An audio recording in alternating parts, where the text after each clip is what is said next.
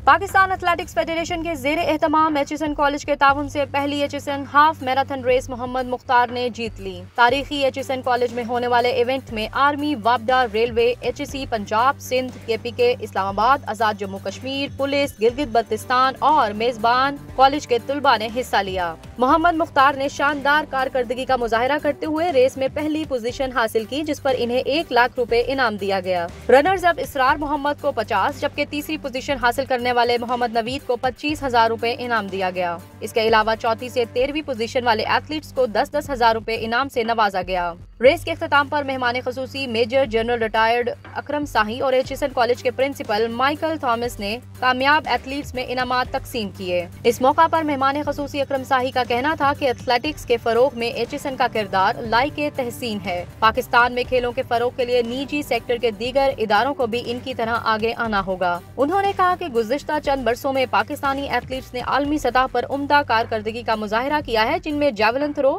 अरशद नदीम सरे फहरिस्त हैं। हमें मजीद टैलेंट तलाश करने के लिए हाफ मैराथन जैसे इवेंट्स की तादाद में इजाफा करना होगा। अकरम शाही ने खेलों के फरोग के लिए एचएसएन कॉलेज के किरदार को सराहते हुए इवेंट के कामयाब इनकाद पर प्रिंसिपल माइकल थॉमस का शुक्रिया अदा किया।